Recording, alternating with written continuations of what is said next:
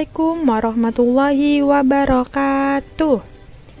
Bertemu lagi nih dengan Miss Aik. Apa kabarnya teman-teman semua? Semoga teman-teman semua dalam lindungan Allah Subhanahu wa Ta'ala.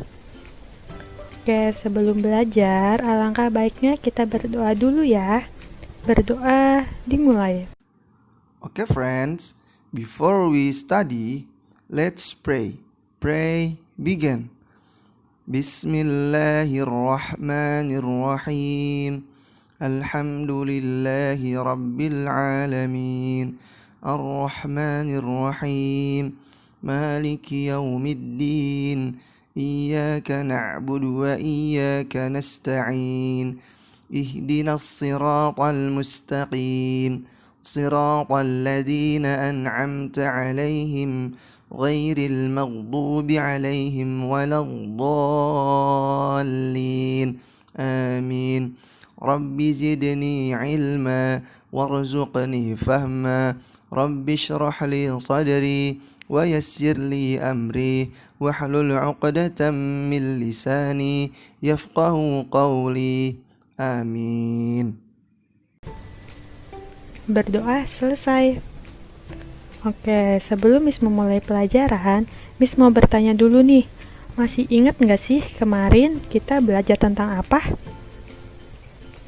Ya benar, kemarin kita membahas tentang cita-cita. Nah, cita-cita itu berkaitan dengan pekerjaan ya. Setiap wilayah memiliki kondisi geografi yang berbeda-beda dan mempengaruhi aktivitas masyarakat di wilayah tertentu.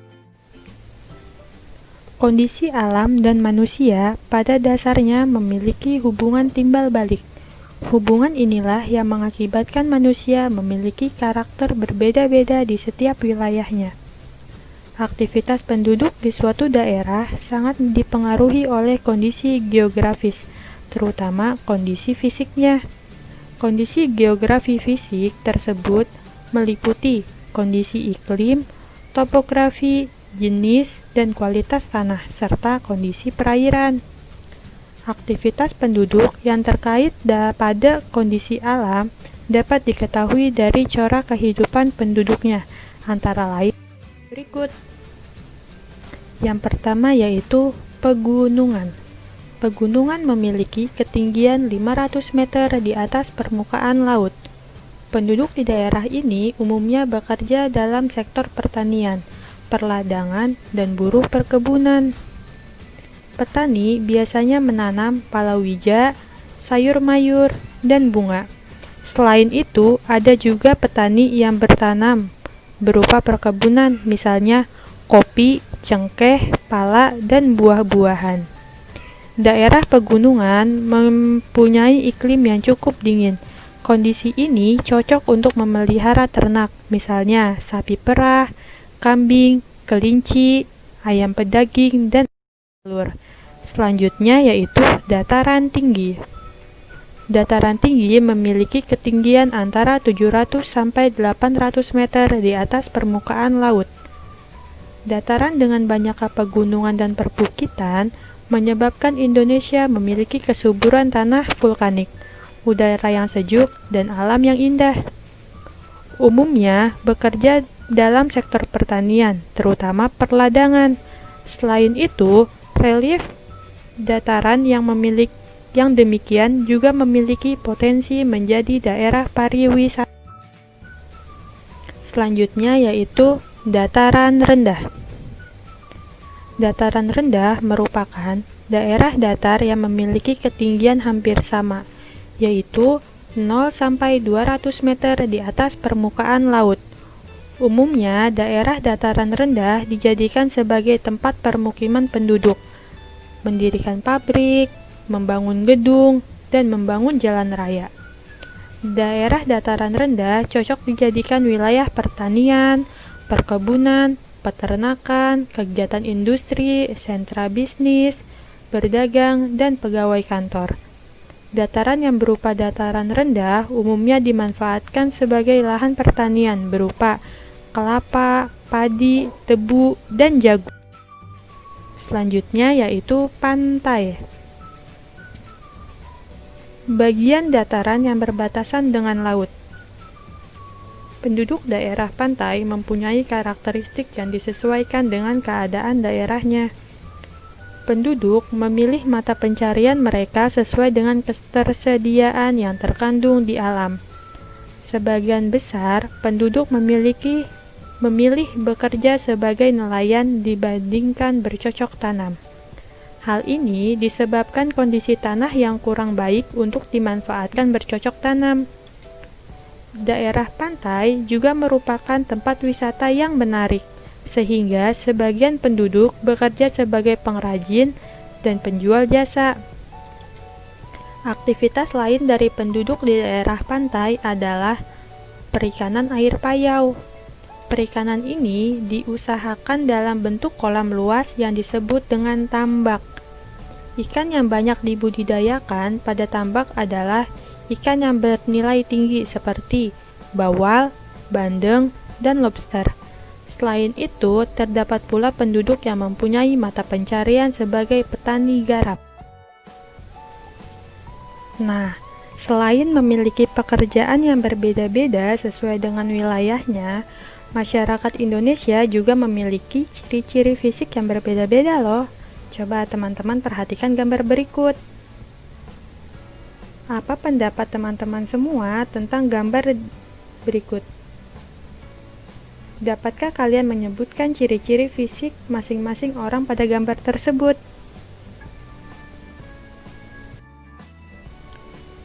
Nah, masyarakat Indonesia adalah masyarakat majemuk yang terdiri dari berbagai macam ras dan suku bangsa. Ras dan suku bangsa tersebut tersebar dari Sabang sampai Merauke. Keberagaman ini merupakan hal yang harus kita syukuri. Ras adalah salah satu sistem pengelompokan atau penggolongan manusia yang ada di muka bumi ini berdasarkan ciri-ciri fisik. Secara umum, masyarakat Indonesia terdiri atas berbagai ras, baik penduduk asli maupun pendatang. Mereka tinggal tersebar di seluruh wilayah Indonesia. Beberapa ras yang ada di Indonesia antara lain yang pertama yaitu ras Malayan Mongoloid.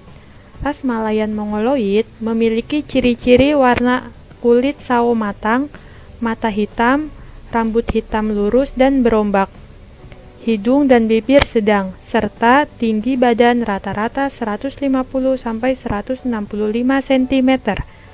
Penyebaran ras ini meliputi wilayah Sumatera, Jawa, Bali, Nusa Tenggara Barat, Kalimantan, dan Sulawesi. Yang kedua yaitu ras Melanesoid.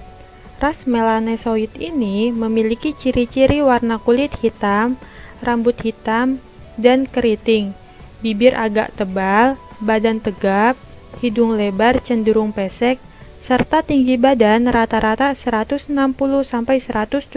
cm. Penyebaran ras Melanesoid meliputi wilayah Papua, Maluku, dan Nusa Tenggara Timur. Yang ketiga yaitu ras Asiatic Mongoloid. Ras ini kebanyakan adalah kaum pendatang yang biasanya mereka berdiam di kota-kota besar.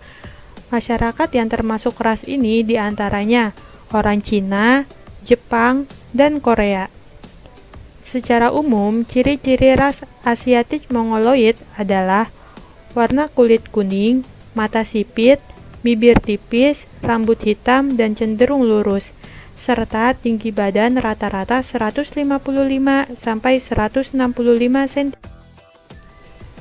Nah, yang keempat yaitu ras Kaukasoid. Ras ini kebanyakan merupakan kaum pendatang yang biasanya juga terdiam di kota-kota besar. Masyarakat yang termasuk ras Kaukasoid diantaranya adalah India, Timur Tengah, Australia, Eropa, dan Amerika. Ciri-ciri ras Kaukasoid adalah warna kulit untuk orang India agak kuning, sedangkan orang Timur Tengah, Australia, Eropa, dan Amerika adalah putih, rambut hitam atau pirang, hidung mancung, bibir tipis, serta tinggi badan rata-rata 165-180 cm. Keragaman yang ada di Indonesia tidak hanya tentang ras, budaya, dan tradisi. Adanya keragaman alam juga mengakibatkan keragaman sumber daya alam. Sumber daya alam yang tidak terbarukan berupa pertambangan. Bahan yang ditambang adalah berbagai jenis mineral dan logam, antara lain emas, perak, besi, tembaga, timah, nikel, batu bara, dan bauksit. Alhamdulillah telah selesai pembelajaran kita pada kali ini. Semoga teman-teman dapat memahaminya ya. Dan jangan lupa diulang-ulang materi pada kali ini. Sebelum Miss tutup, Miss ada tugas yang harus teman-teman kerjakan, yaitu kerjakan buku tema 6 halaman 60 sampai 62 nomor 1 sampai 21 ya. Dan jangan lupa setelah selesai kirimkan tugasnya ke guru kelasnya masing-masing. Oke, sebelum Miss tutup pembelajaran kita pada kali ini, yuk sama-sama kita mengucapkan hamdalah. Alhamdulillahirabbil alamin. Semoga apa yang kita telah pelajari dapat bermanfaat. Kurang lebihnya mohon maaf. Wassalamualaikum warahmatullahi wabarakatuh.